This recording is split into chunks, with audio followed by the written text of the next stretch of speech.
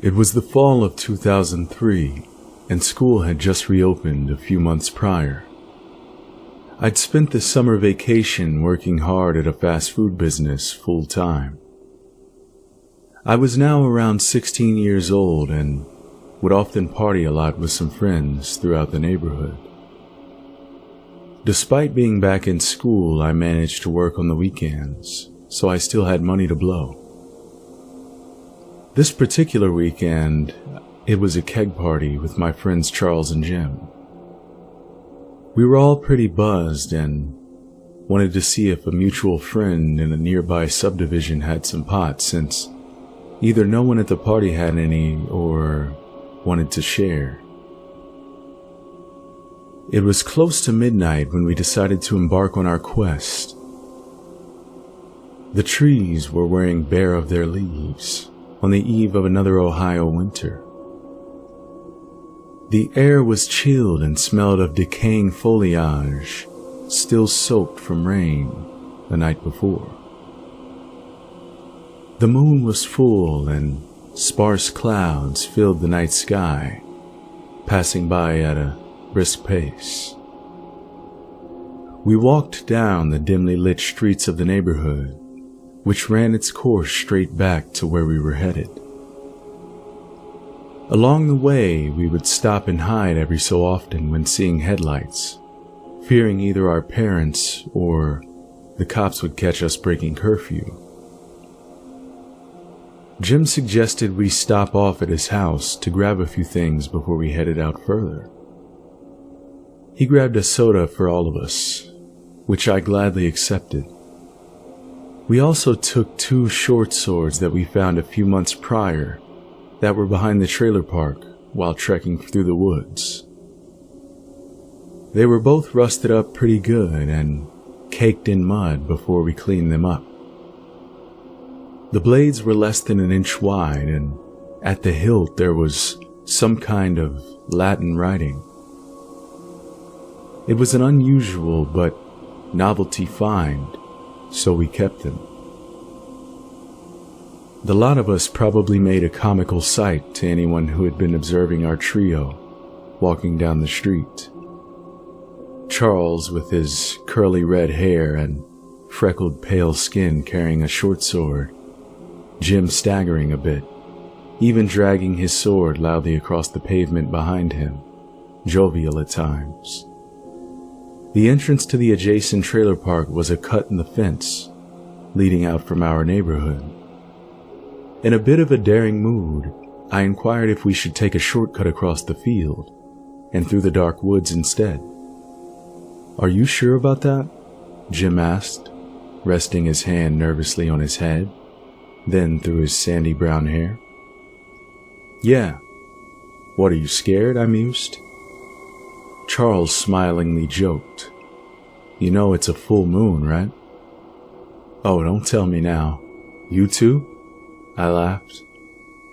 "Okay, screw it, let's go," Jim replied. After walking to the back of the park, half of me really regretted my boastful opt to take the shortcut through the woods. The field had been chunky from last year's till. The saturated clay ran off with puddles of water and mud. Out across the field, the outline of the trees appeared as a towering, foreboding mass. The bare branches of the tops were like outstretched fingers, scratching at the sky. The moon seemed to hover over where the hollow tree would be, the clouds still moving at an offset, quickening pace. This particular night seemed uniquely and utterly haunting. I don't know, guys. I started becoming fearful. "Oh, really now? We just came all this way, man. Jim replied, a bit smug. Yeah, just kidding, I lied nervously. Once reaching the tree line, the aroma of pine needles and decaying wood struck my senses. It seemed like I had hit a brick wall, and a great part of me was quite reluctant to enter the dark enveloping woodlands.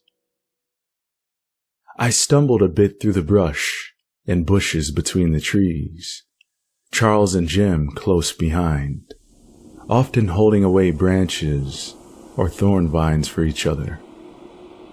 After breaking through the front line of trees, we reached the clearing, and there in our midst stood the hollow tree. In the middle of the clearing, the statuary monolith was illuminated by the moonlight that shone down upon it, almost as if it were some sort of druid's shrine. The tall ash-colored branches that rose straight up creaked loudly, swaying with the whistling wind. We all paused for a moment, staring at this tree in all its mystery, glimpsing into its hollow void, half expecting some creature that dwelt within to leap upon us. We all seemed transfixed by the creepy scenery, reluctant to go any further. It was as if conditions were ripe for evil to manifest. Over there, Jim whispered frantically. What? What? I asked, concerned. I saw it, Charles said gravely. Saw what? I asked, scared. A shadow. Something big walking, dark, like a spirit, Charles replied. Really, guys? I choked back a laugh, attempting to mask my fear. I was still a little buzzed from the drinking we were doing that night, and I had sometimes had this brazen approach to spirits. Over the years, whenever I thought I was dealing with a ghost of any sort, I would put up this ultra-aggressive front to provoke it or call it out. I never believed spirits could actually hurt you. I just thought they could speak or throw objects, but not hurt people. I had this mentality that if you show these things that you're not afraid, then they cannot touch you. Emboldened by this philosophy, I began to taunt this being, still somewhat doubting its existence. My friends must be playing a joke on me, I thought, so I was going to show that I wasn't afraid. Hey, I yelled. Screw you, I continued. I'm not afraid of you.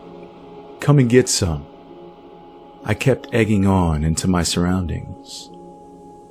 All of a sudden, I saw a tall shadow float across between two trees about 20 feet in front of me. I look about the area, seeing if something might have cast a shadow. To my dismay, just my friends stood there in disbelief, still holding the slender swords at their sides. Come on, man, stop, they pleaded. No, screw that, I screamed. Come on, you sissy, I screamed one last time.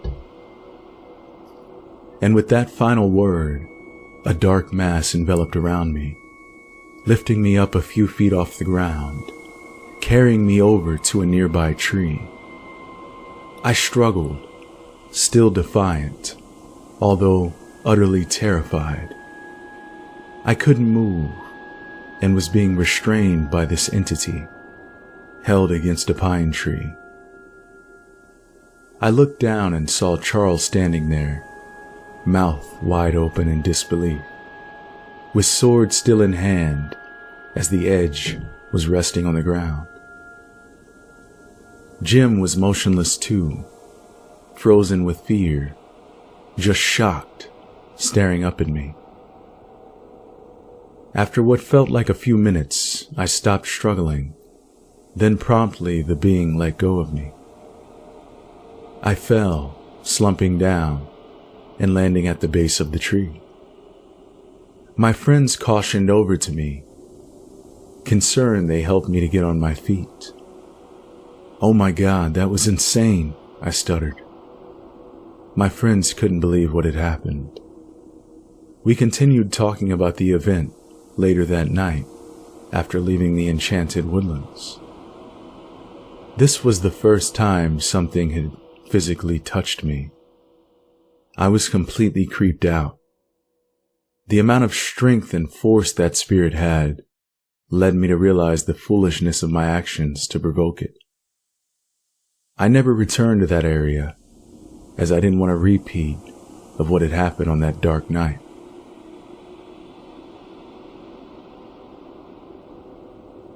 I believe we are all born with an inherent sense of good and evil. What drives us to go in either direction is the influence of outside forces, some more powerful than others. A couple of years ago, while I was living in Mendocino, California, I had just dropped off my younger sister at karate practice.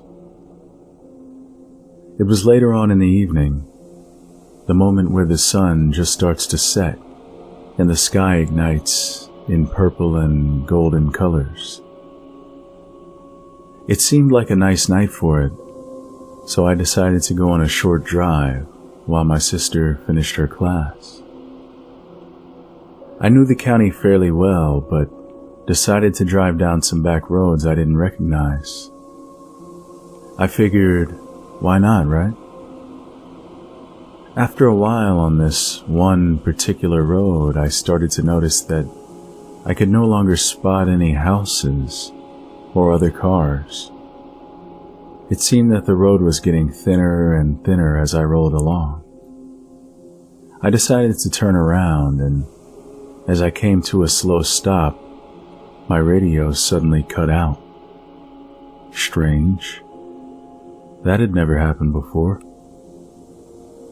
I started fiddling with the dials, but all I could get out of it was silence. This is when I started to feel creeped out and decided to make a U-turn. As I stopped my car, I jumped at the sight of a mysterious figure standing in the middle of the road. The man was enormously tall and had the longest limbs I'd ever seen. His arms were almost like tentacles, absent of any bone. He was wearing a black suit and tie, and as I looked up, I became horrified to learn that his face had no features.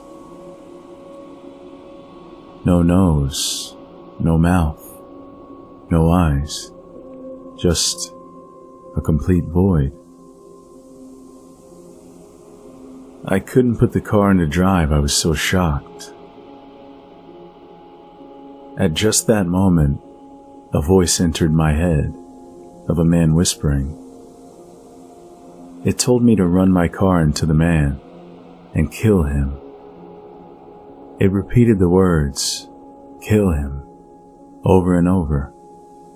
All the while, the man just ominously stood facing in my direction. All at once, I screamed and slammed my foot down on the gas. I ignored the call of the voice and sped off in the opposite direction, eventually making my way back into town. A week later, I opened the newspaper to learn that a car had veered off the road near the area where the incident had happened to me. The passenger in the car died on impact. I'm convinced that the tall man had accomplished his goal, and convinced that driver to go off the side of the road and wind up with a fate that could have happened to me.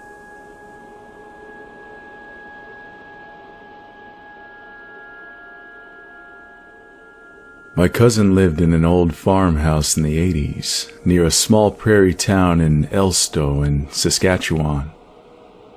Her father owned and operated the hotel there during that time, although it no longer exists today. My cousin was going to bartend at the hotel beverage room. Her husband was working in Saskatoon, about 40 miles away. They couldn't believe their good luck when they found this place for rent at such a cheap price. It was an old house, but not decayed like it is today. The farmstead was situated perhaps a half a mile from the highway, and then maybe another mile to the hotel, but it was very isolated. Absolutely no neighbors within view. From the time they moved in, my cousin experienced strange things, such as footsteps on the stairway or downstairs, and at times would smell the scent of oranges in the kitchen. Her husband was away a lot, working long hours, and she was becoming increasingly uncomfortable living in that house. One evening, she had friends over and they were enjoying a few brews by a bonfire just after dusk when this guy and girl appeared out of nowhere, acting very strange. Their clothes were odd, as if they had attended a costume party. She said they were dressed in old-fashioned clothing. The guy was muttering and acting strange.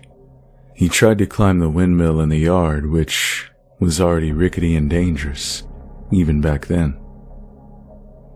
The pale, oddly dressed girl never said a word. The guys in the group told the couple to get the hell out or they'd call the cops, and they left. It was pitch dark outside when they walked toward the highway, disappearing into the night. Everyone agreed that they were freaked out by the pair. Several hours later, the RCMP drove into the yard, asking if they'd seen a girl, as motorists on the highway reported seeing a girl in torn clothing running down the road. They told the Mountie what had occurred earlier that evening. Soon afterward, my cousin and her husband moved out. She couldn't face a long, isolated winter living there. Her nerves were shot. Strangely, after moving out, the locals told her it was a well-known haunted house, and they thought she was already aware of that. She wasn't. My story begins on July 1st, 2013. For years, when I drove to Manitou Beach, near Saskatchewan, I'd look for the house as I passed. You can only see the distinctive windmill, which identifies the farmstead on the drive back.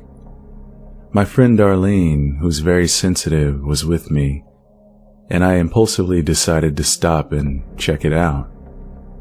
I felt compelled.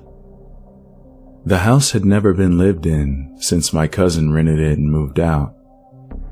Now it was very dilapidated. The road had grown in, so we drove as far as we could on the dirt road and walked the rest of the way. There was a marshy, water-filled moat around three sides of the old farmstead. It didn't exist when my cousin lived there. I honestly felt a weird feeling growing within me as I approached the house, and it was Darlene who voiced that same feeling. I started snapping pictures with my smartphone and was drawn over and over again to one specific area. I was thinking to myself that there was a female presence at work, and again Darlene turned to me saying the exact same thing. I figured maybe I could catch something, so I held up my phone with the audio record on. I said that my cousin and her husband were the last people to live in that house, and I wondered if they remembered her. Then I spoke her name.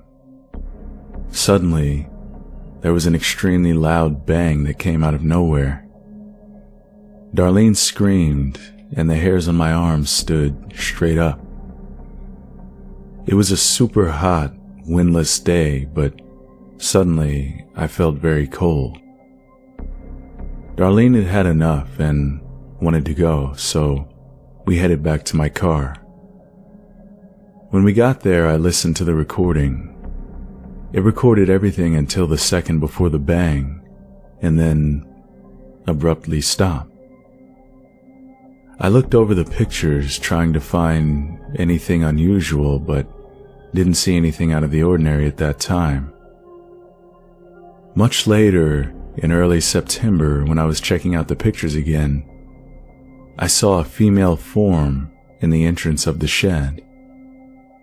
The picture was taken through a bashed-out window that, looking through another bashed-out window, showed the shed in the backyard. The image made my heart freeze. I was positive nothing was there the first time. The pictures I shot before the recording don't show that image, even though I shot at the exact same spot. They're not great pictures, and I suck at photography, but I get a jolt every time I zoom in and see that form. I get a feeling of negativity combined with an energy that's somehow very sad and defeated.